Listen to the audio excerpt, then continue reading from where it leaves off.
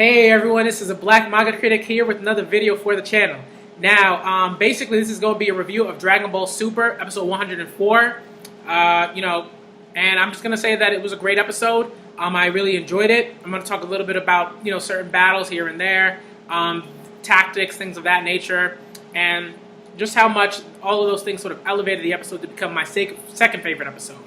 So, basically, if you're new to the channel, like, comment, and subscribe. Hit that notification bell button when you do.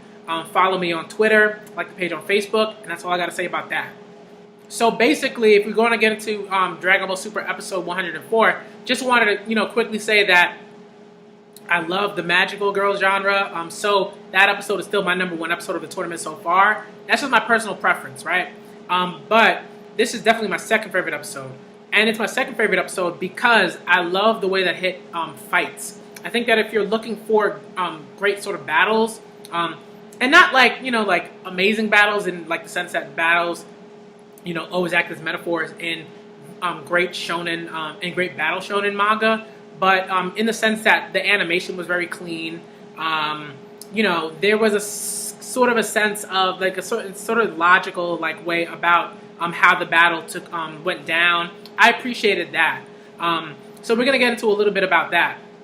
But if we're going to get into sort of Hit and his sort of style and why that style really works against someone like Dispo, it's because Dispo doesn't seem to be someone that's particularly strong, right? And that's in a sense that some characters clearly like are like a Topo or one of those sort of like sumo sort of wrestler like guys from one of the universes.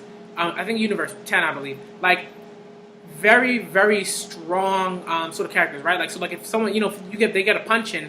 Like you're gonna feel it, but with Hit, like Hit's just taking Dispo's punches and like blocking, and it's just like clearly Dispo isn't particularly strong in a sense. Otherwise Hit would have been down, a while ago. But if we're looking at, sort of the way that Hit battles and his style and things of that nature, I appreciate it because he's very analytical and he sort of says like, okay, like I'm going to go into this battle, and I'm going to make sure that I understand.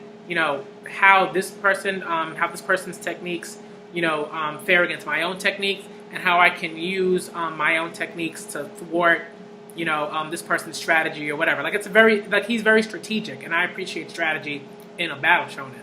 So we're talking about Dispo. Dispo isn't particularly strategic in a sense, right?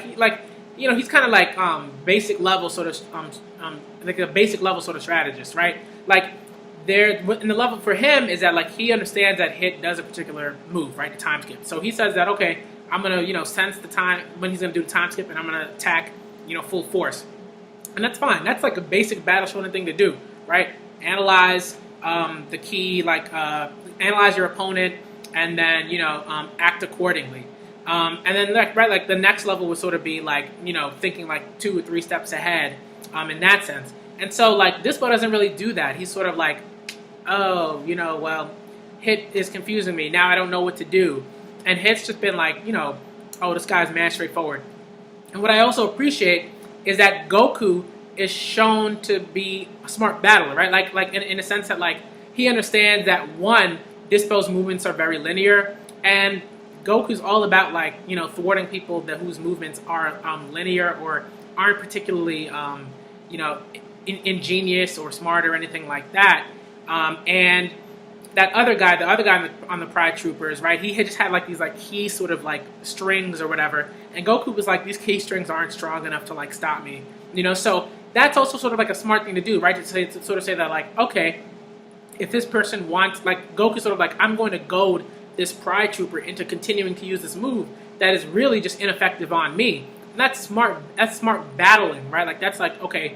You don't want this guy to pull out another move or anything like that. You just want to, charge ahead, make sure that this guy continues to do the move that isn't particularly effective, and then knock his ass out. So I appreciated that. I appreciated how Goku came into the battle, right, and sort of said, okay, I'm going to use like my battle sense, my very much so prodigious battle sense, to beat at least one of the Pride Troopers, right? So I appreciated that.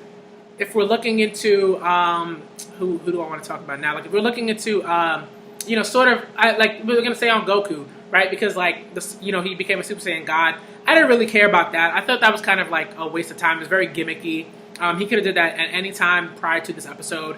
But clearly Toei Animation and the writers and things of that nature wanted to wait until sort of the perfect moment for him to sort of shift form. And I think that because the sort of new form of the sort of like limit breaker form or whatever it is that it's called, that was sort of revealed recently.